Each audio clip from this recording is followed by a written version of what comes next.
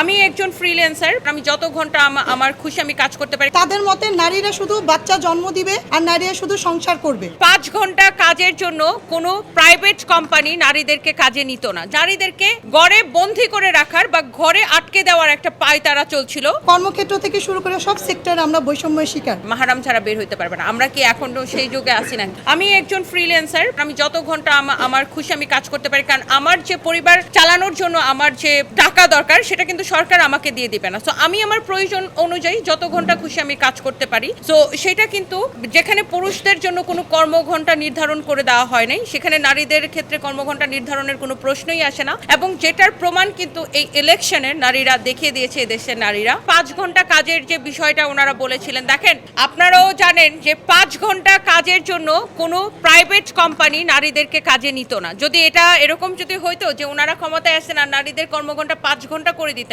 কোনো private company কিন্তু নারীদেরকে কাজে নিত না। কারণ 5 ঘন্টার জন্য কেউ কাজে নিবে না। বাকি 3 ঘন্টা বা 5 ঘন্টার কাজের জন্য কি তারা নতুন করে অন্য কাউকে হায়ার করবে? এটার জন্য কিন্তু কেউ হ্যাসেলের জন্য নারীদেরকে কাজে নিত না। তো সর্বোপরি নারীদেরকে ঘরে বন্দী করে রাখার বা ঘরে আটকে দেওয়ার একটা পায়তারা চলছিল। ভবিষ্যৎ হোক নিরাপদ, বিনিয়োগ হোক বিশ্বস্ত, আর আমার পছন্দ সল্ট বে। ওয়েলকাম টু সল্ট বে।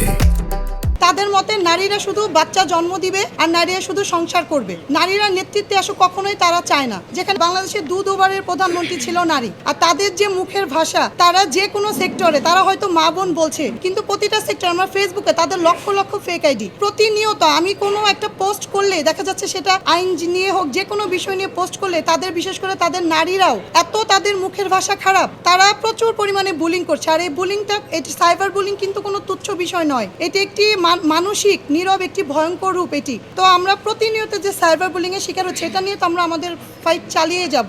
এখানে কিন্তু তারা আরেকটা বিষয় ক্লিয়ার করা নাই যে এই 5 ঘন্টা কাজ কোন নারীরা করবে। সেটা কি চাকরিজীবী নারীরা? মানে নারী কর্মজীবী নারী মানে কিন্তু শুধু চাকরিজীবী নারী নয়, সেখানে উদ্যোক্তা আছে, সেখানে ডক্টর আছে, সেখানে হচ্ছে যে ইঞ্জিনিয়ার আছে, সকল শ্রেণী, একজন আইনজীবী আছে, সেখানে কর্মজীবী মানে সকল শ্রেণী পেশার নারী। তো আমি কত ঘন্টা কাজ করব সেটা আমার টাকায়, আমার ট্যাক্সের টাকায়, আমার ভেটের টাকায় যে সরকার চলে, সেই সরকার কিন্তু ঠিক করে দিতে পারে না যে আমি কত ঘন্টা কাজ করব। প্রতিনিয়ত মেয়েদেরকে তো সাইবার বুলিং করাই হচ্ছে। আমি একজন নারী আইনজীবী, আমি কারো মামলা মুভ করলে সেখানে আমাকে সাইবার বুলিং এর শিকার হতে হচ্ছে। নতুন করে সাইবার সুরক্ষা অধ্যাদেশ যেখানে করা হয়েছে, তারপর আমরা নারীরা সবসময় বৈষম্যের শিকার হচ্ছি। বাংলাদেশ সংবিধানের 27 ধারায় কিন্তু 27 অনুচ্ছেদে কিন্তু বলা হয়েছে যে নারী পুরুষ সবাই আইনের দৃষ্টিতে সমান। আর 28 অনুচ্ছেদ 28-এর 1 এবং 2 উপধারাতে কিন্তু স্পেসিফিকলি বলা আছে যে ধর্ম, বর্ণ, গোষ্ঠী, নারী পুরুষ কোনো কিছুর ভিত্তিতে কিন্তু নারীদেরকে বৈষম্য করা যাবে না। কিন্তু আমরা নারীরা প্রতিটা সেক্টরে, কর্মক্ষেত্র থেকে শুরু করে সব সেক্টরে আমরা বৈষম্যের শিকার। জামাতে ইসলামের বিভিন্ন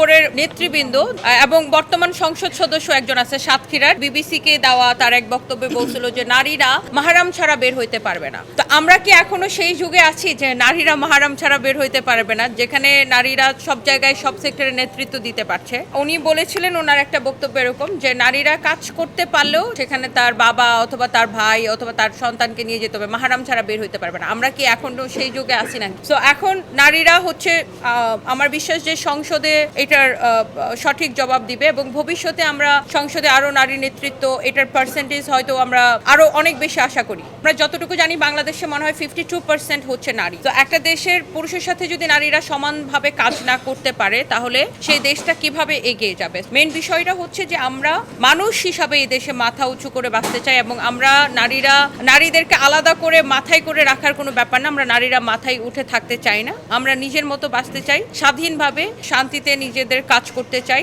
এই দেশকে আমরা এগিয়ে নিয়ে যেতে চাই।